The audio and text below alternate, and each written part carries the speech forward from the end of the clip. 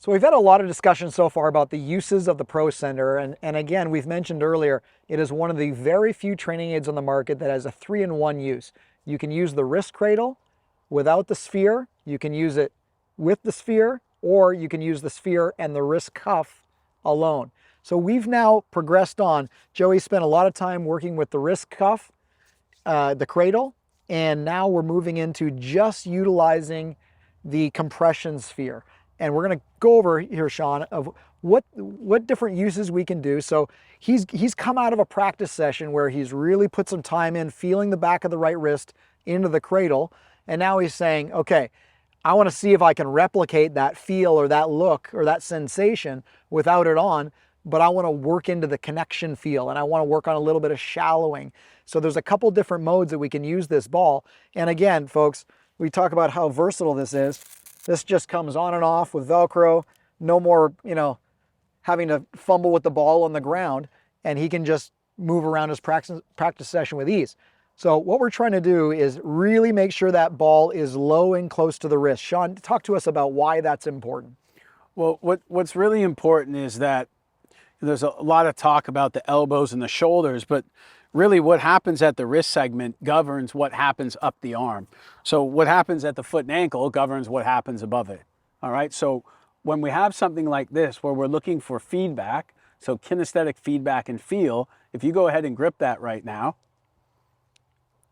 okay, in the most modern physics in the game talks about that in between these two hands that we create a net force vector. So I know that the word is maybe slightly hard to understand, but there's opposing forces going on between the left and the right hand here. So we're creating force and we're creating torque. So the closer I can keep to that, to go back to what Ben Hogan said all those years ago about always trying to feel like his elbows were getting closer and closer together, why talk about the elbows when I can go to the segment of the arm that really defines what that is?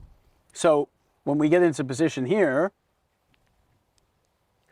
okay, what we're going to do is just hit us a few like 30, 40 yard shots. All right. And what I want you to do is start with that where you feel the pressure on it.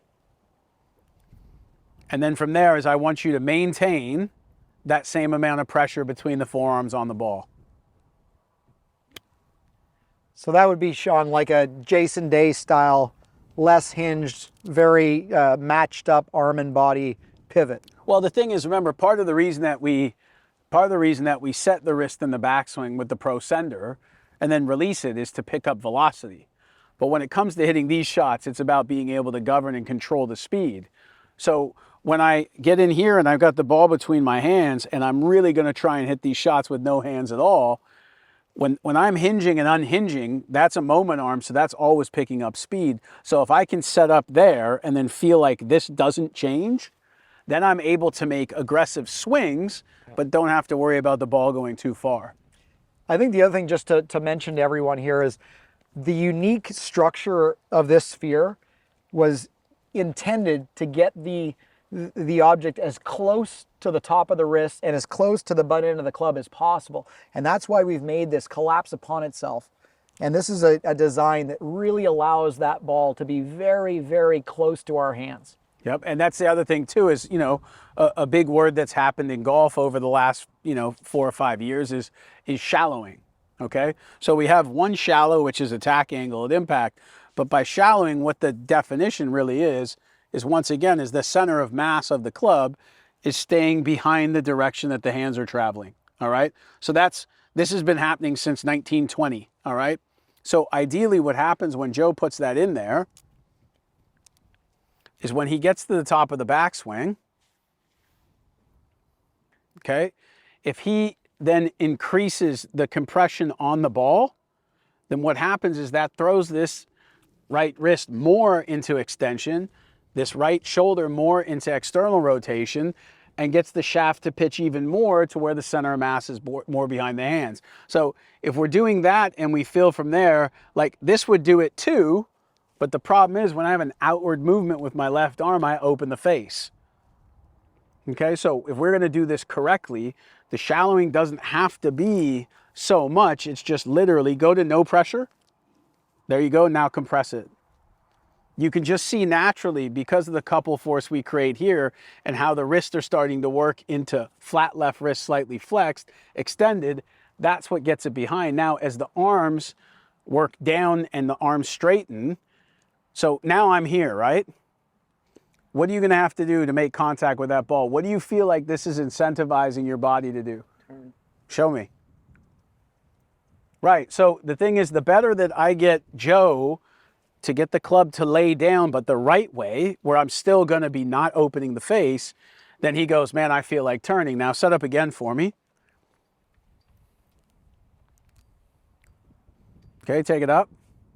Okay, take it to there. Now I'm going to do the opposite. I'm going to cup it and almost flex this right wrist. Now I'm coming down. See how the ball's out of there now? Okay, now the club would be coming down here, wouldn't it? Okay, now what do you feel like you need to do to hit it straight? Throw my hand. And extend, right? Yeah. So how are you going to get into impact now? There you go. So he just naturally said, man, I'm here, I need to turn. Then I put him here and he goes, well, now I feel like I got to stand up and use my hands. Yeah. So I'm not telling you to turn, but your hands and arms are telling you to turn. Where the weight of the club is coming from is telling you to turn. So when we get that opposite, people will say, hey, stay in your posture, stay in your spine angle. But if they get the club over here and stay in their spine angle, they're going to hit the ground so hard that there's no way their brain's going to let them stay in their spine angle. So Absolutely. what this is right here is this is the genesis of cause and effect in the golf swing. And this with the ProSender, with the wrist cradle, is together, you are guaranteeing that you're going to get so many other movements in the swing for free as long as you can move properly, because these are two of the most important segments in the whole golf swing.